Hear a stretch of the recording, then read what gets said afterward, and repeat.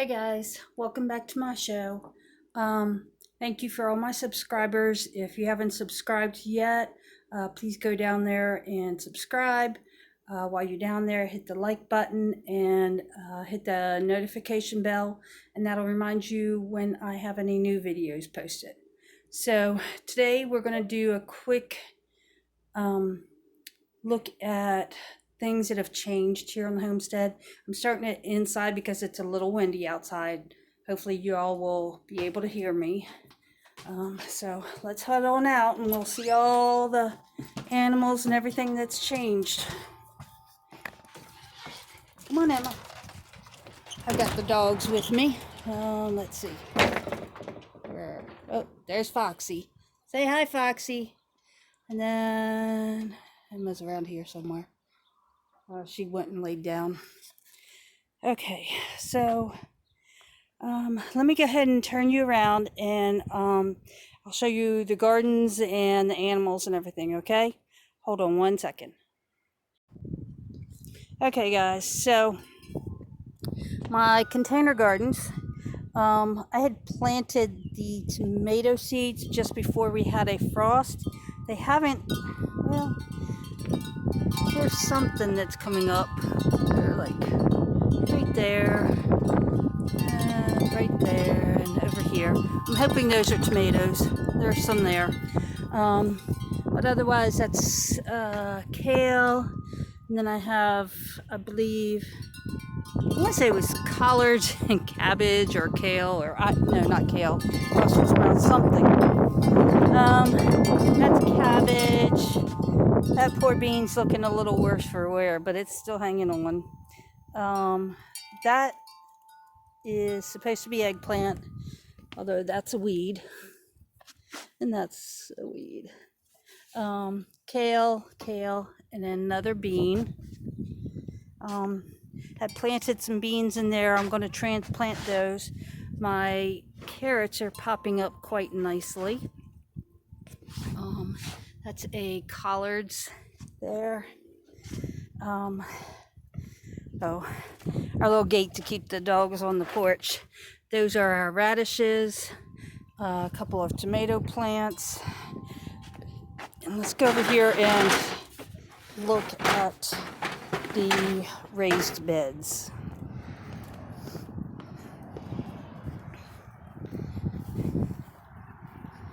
So as you all remember, this is cabbage in 5, 1, 2, 3, 4, 5. Actually there's 6 because I have 7. I have 3 here in the middle. I have 1, 2, and 3. And then this is spinach in between. And then I planted more spinach here in the middle. This is collards. Only 2 had popped up, but I did reseed for more. And as you can, I don't know if you can see, it's popping up over there. And then I have carrots planted in between. That is some cabbage. Whatever didn't come up, I reseeded. This is some iceberg lettuce. I did put a couple more in there, but then next to it I put some romaine lettuce. Cauliflower, again, whatever didn't come up, I reseeded. These are turnips. These have come up quite nicely, and I've actually put more in. Now turnips are what I call a twofold veggie, because you can eat the greens, especially if you're from the South like I am. We eat turnip greens a lot, and then you can also eat the turnip itself. I'll use some of the turnip itself in with the greens, and then also I'll can it, and you can kind of use it like potatoes. And then the rest of this bed here is potatoes. I have russets and reds, my onions and my garlic, more potatoes. I had a bean in here, the frost got it. I replanted some other beans in there. I'll probably plant the ones that are in that one container. I think there was 3 or 4 in there. I'll probably replant those into that bucket. So for my little bucket garden here. Some of this stuff I've had to replant. That was supposed to have spinach in it. I've replanted that. That's a cabbage. Those are some more cabbages. I've planted some kale in there. Oh no, that's cabbage. Cabbage. This is some lettuce. Let's see. Cauliflower. Spaghetti squash I've planted in there. And I believe that's a spaghetti squash too. Not positive. This row is nothing but tomatoes, different sizes. This is a currant tomato right here. So the tomatoes on these are going to be very, very tiny, smaller than a cherry tomato. So nothing but tomato plants in these tubs. So my in-ground garden, Foxy, drop. Come on, Foxy. So my potatoes are coming along. I've got sweet potatoes up there as well.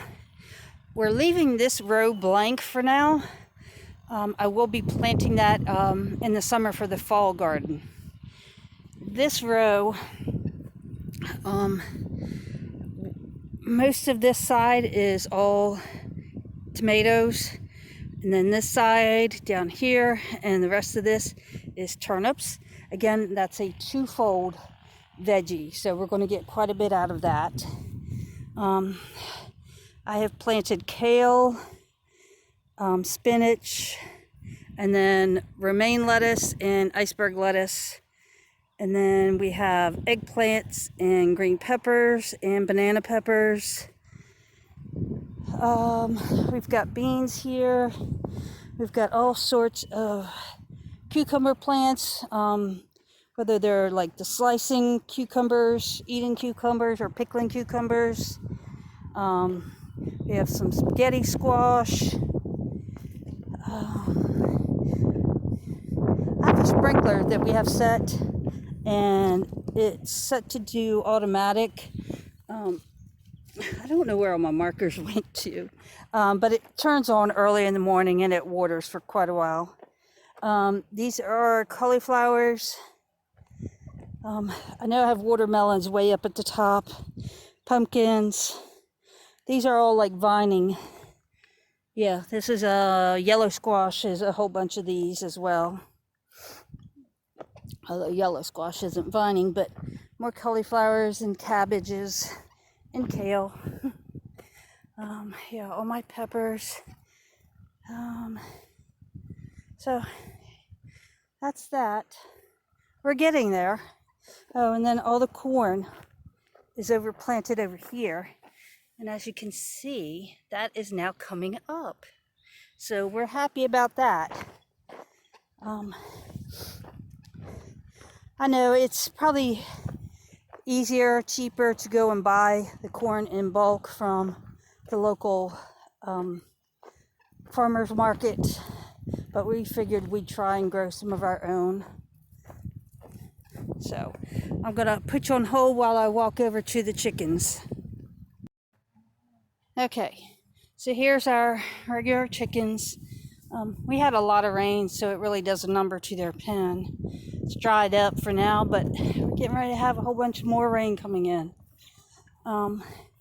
These were the chicks that I had bought at Tractor Supply. Let's see, let me open this up. Make it a little easier to see. As you can see, they're not very little anymore. They've gotten quite large. That's why they're out here. They keep up growing like this, and they're going to be in with the big guys soon. They're doing good. We still have a heat lamp in there for them for now. It's supposed to be down to 40 again tonight. So that's why we have it. We just want to make sure, be safe. Some will say that we're just babying them and what have you, but that's okay. There's my husband. He's getting ready to go mowing. swear he mowed like 2 days ago and it's already overgrown looking. So, I had the eggs that I hatched out. I didn't get to videotape any of that for you, but let me show you what did hatch out.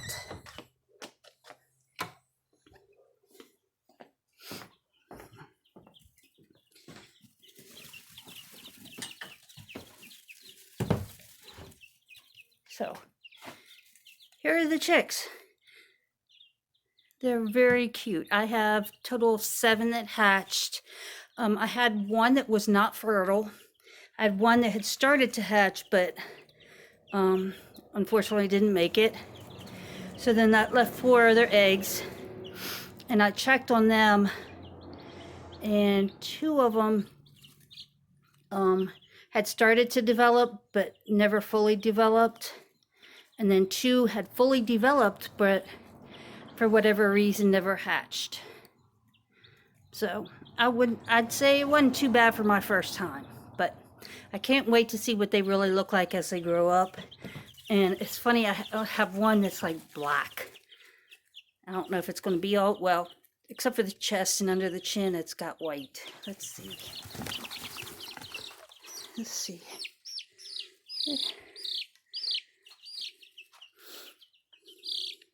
So I really can't wait to see what they look like as they grow up. And some have, like this one here, that was the last one to hatch.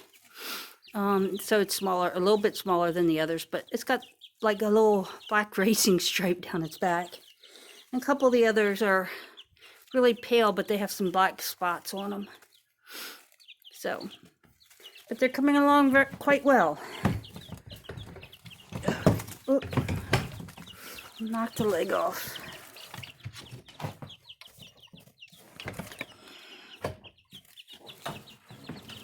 Okay. If you're wondering, that is a little heater, a brooder heater. They can go up under there and it helps keep them warm. Because the chicks are especially susceptible to the chilliness. It can kill them.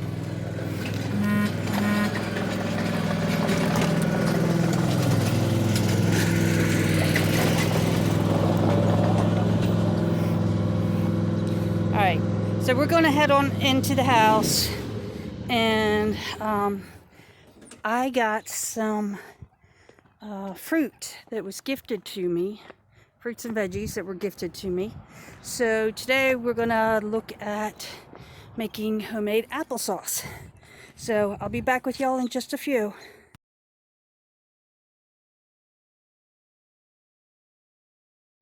Okay, so welcome back. We're in my kitchen now.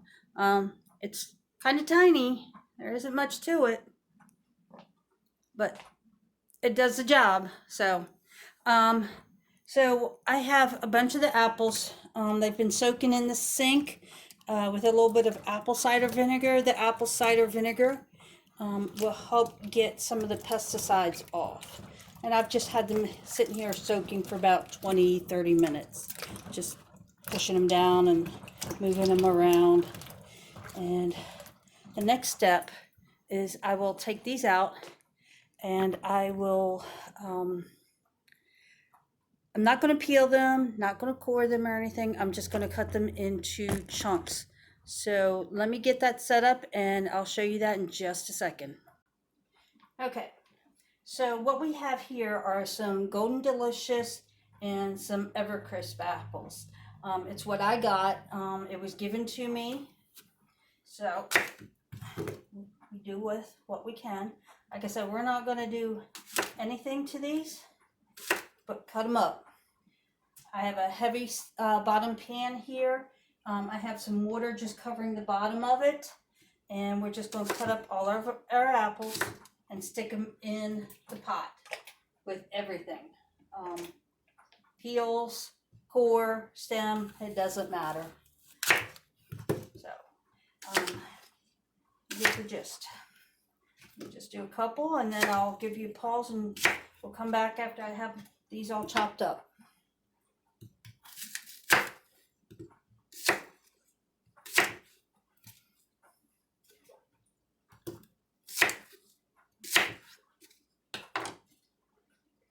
Okay, so I have a little more than half of my pot filled up.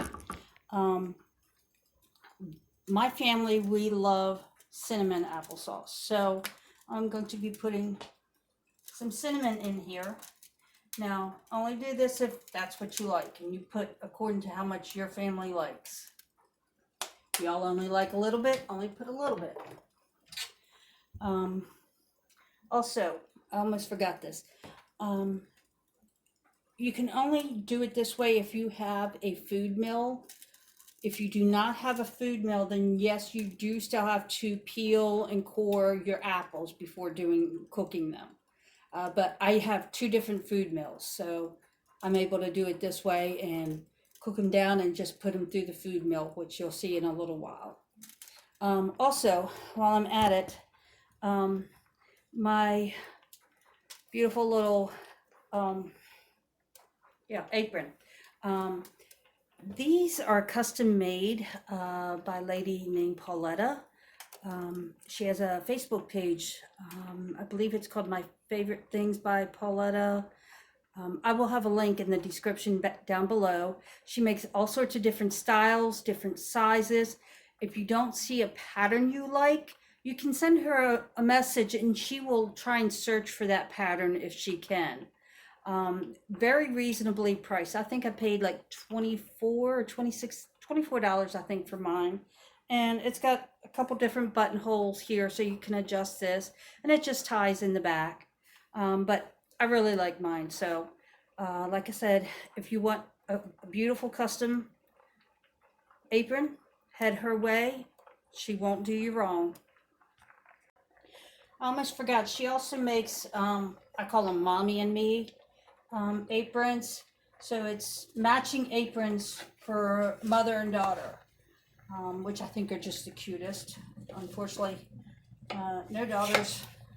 I have a son, but he's fully grown. So as you can see, my pot is overflowing, but that's okay. It's okay to be like this because it will cook down. So we're going to let that simmer for a while. Let me put the lid on, and we'll let that simmer for a while, and then we'll come back once they're all nice and tender. Hey guys, so I just want to show you the apples. That's what they've reduced down to. You want to continually stir it as they're cooking, and then if you have a potato masher, use that, but I have this little thing and this works just as well.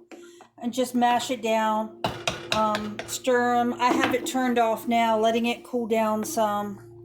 I didn't have it on very high. It was on a lower temperature the whole time, but it will like boil.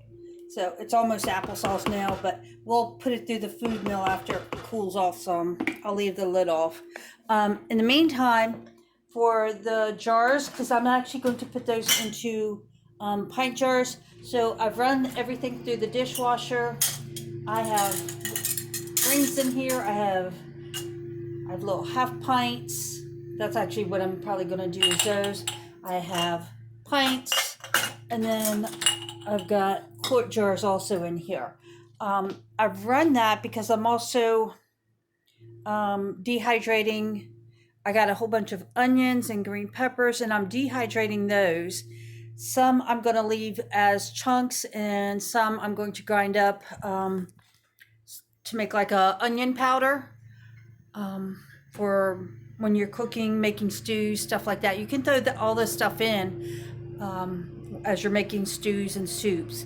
I will also be doing that with the celery that I have. I have a whole bunch of celery. I'll be dicing that up and dehydrating that as well. So hold on real quick. Let me grab some of the onion and green peppers out of the dehydrator and I'll show you. Okay, so here are my dehydrated onions. Peel the trays off.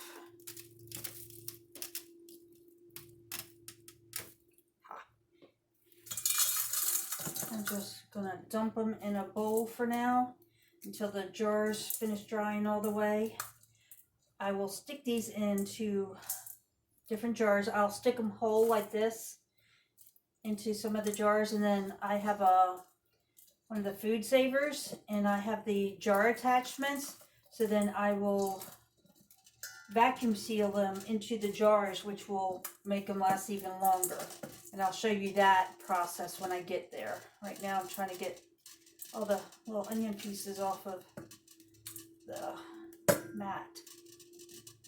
Sometimes they come off easy, sometimes they want to just stick. Okay, there's that tray. This is a time when I wish I had a bigger kitchen.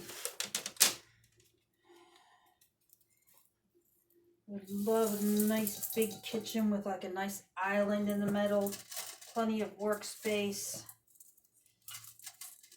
But until I hit the lottery, this is the kitchen I have. You make do with what you have. So let me go get more, and I'll also show you the green peppers too. But see, this is what they look like. Okay, so I also did some green peppers, and here are those green peppers. Let's see if I can get them all.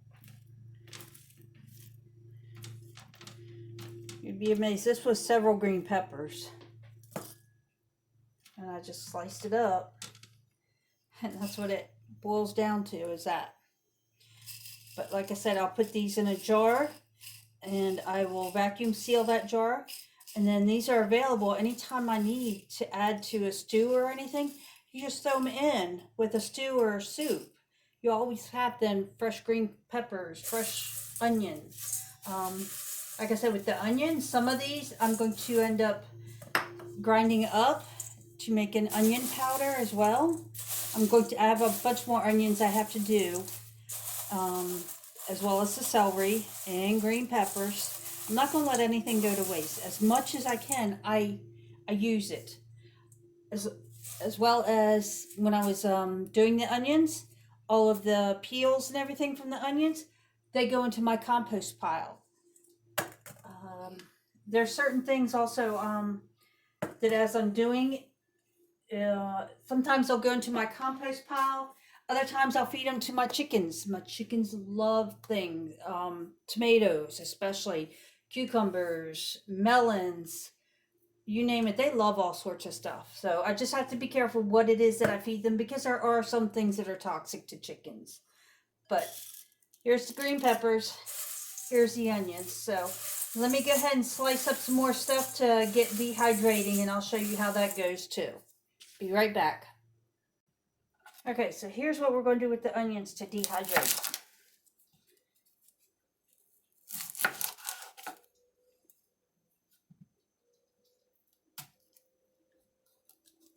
I need to sharpen my knife.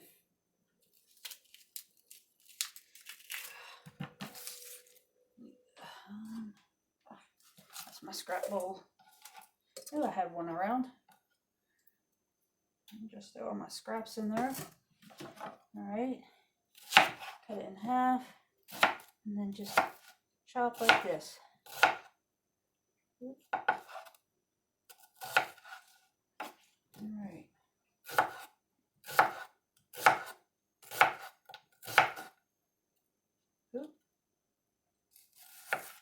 There.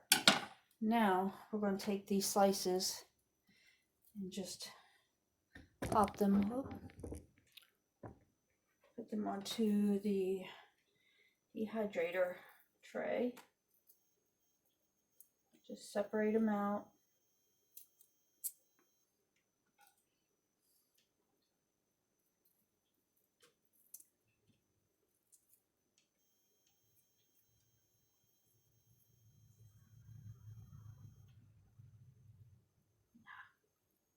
Some of them like to stick together. It's best to separate it as much as possible. That way it dries better.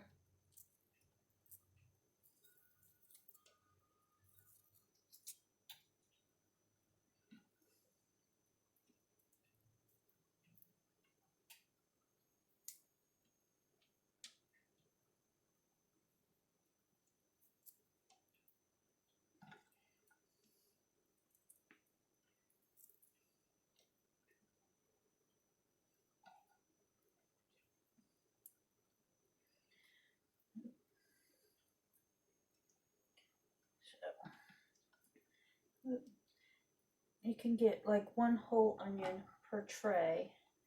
Just try and make sure everything's separated. Depending on the size of the onion, you can get 1 whole onion per tray. Like I said, just make sure everything gets separated out.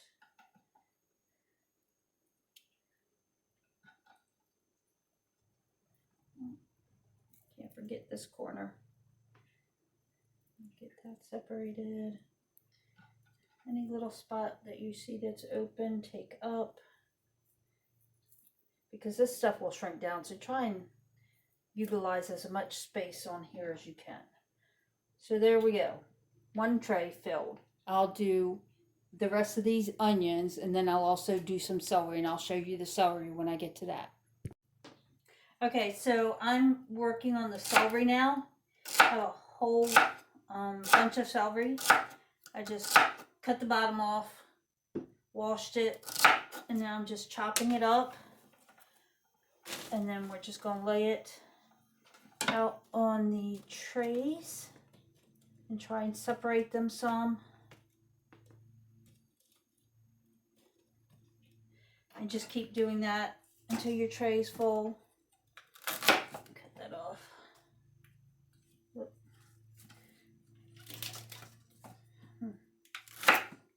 There we go. Just didn't want to give up, did it?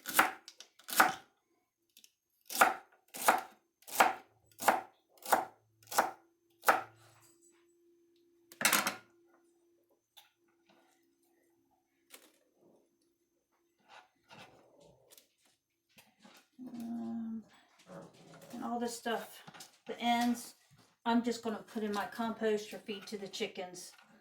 The chickens will enjoy that immensely. They love that sort of stuff. So I'm going to finish doing this and finish filling up my trays and get the dehydrator going. So, and then we'll head back to working on the applesauce.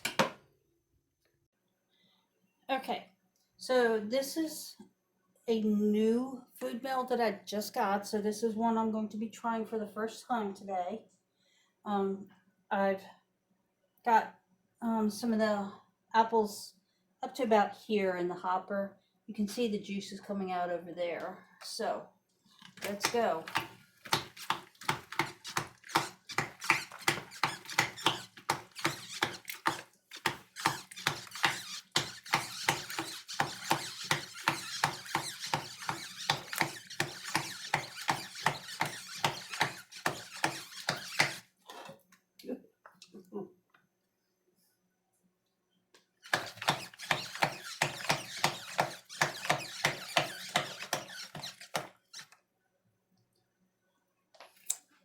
Excuse me.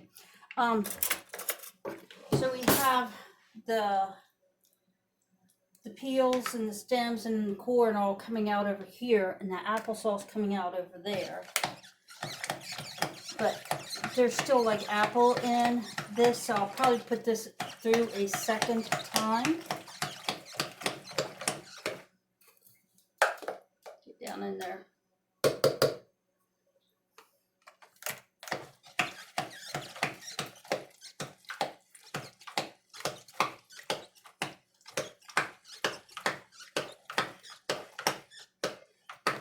Still just a tiny bit left in there.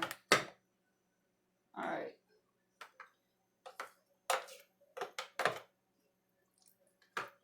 That's everything.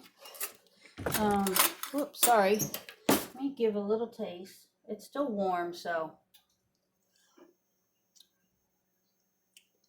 Tastes pretty good to me.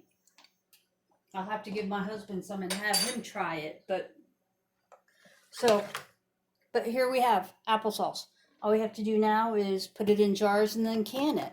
So I'm going to go ahead and finish up the rest of the apples, making more of the applesauce, and once I get done with all of this, then I'll show you the canning part. Okay, so as I'm doing it, this is the first time around. That's after having a hopper full. This is what I have for the skins and cores and all that stuff. So I am dumping that back in and running it back through because to me it seems like there's still quite a bit of apple in there that can come out. So I don't know if you can see. Is it coming? Yep. It's coming out.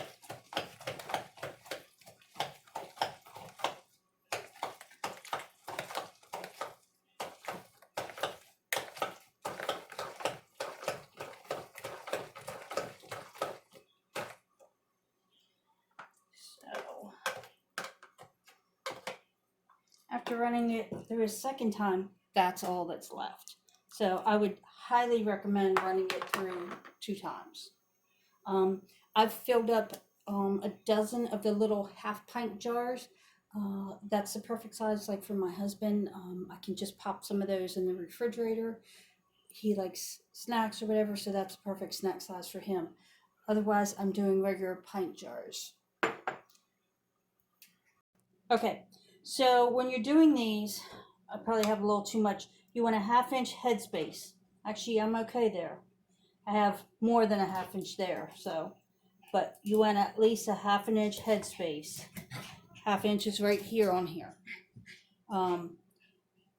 Make sure you wipe your rims, which I've done all of these. I've wiped all these down.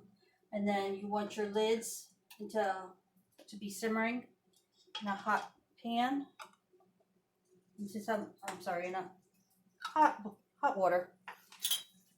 And then finger tight. And then these will go into the canner. They will be covered with 1 inch. You want them covered with 1 inch of water, and they're to boil in the water canner for 20 minutes. Then you take them out. You set them out onto your counter, but make sure you put a towel down first. You don't want hot jars to hit something cool because it will crack them. So put your towel down and then put the hot jars on the towel and then leave them. You'll hear the pinging. Once everything is cooled, we'll come back tomorrow and I'll take the rings off because you don't want to store them with the rings on. So we'll go over that maybe tomorrow, or I'll just finish that another time. So I'm going to go ahead and end this for now. I'll come back a little bit later after these have processed. All right, guys, so I did all the canning of all the applesauce. We did have 4 pints and 12 half pints. However, I had what we call a whoopsie. When I put it in, it cracked. It happens. It's just one of those things. I've found that most of the time when it cracks, it's normally not a ball jar. The ball canning jars are the best ones, and that's normally what I try and buy. But I've been buying a lot of used ones as well, and I don't always get ball. You kind of got to get what you can get. But here's all the applesauce. This is all the dehydrated onions so far. I have more in there, and that was the green peppers. I have more onions and more celery in there dehydrating at the moment. Actually, let me show you my dehydrator. Hold on. Okay, so this is my dehydrator. I have an Excalibur 9-tray dehydrator. So my food has been my onions and celery. This is the celery. It's already shrunken quite a bit. You can see some of it's really getting dried good. It's going to take quite a few hours. And here's onions. So, and they're doing quite well. So that's how that goes. And then put this back on. I've had my food dehydrator for a long time, quite a few years. These are sheets that you can put on the trays for when you're doing things like the fruit leathers. I love doing fruit leather. So just anything sort of liquidy or whatever, you would put these on the trays for that.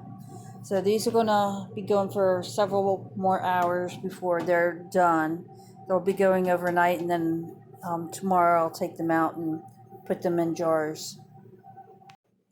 Okay, guys.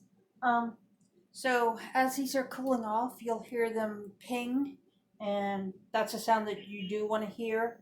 Um, uh, Two things that you want to do is once they cool off, you just want to wipe them down with a damp cloth and everything. Sometimes they'll get like a film on them. If they have that, get your cloth a little damp with some vinegar, white vinegar, and that'll help cut some of that.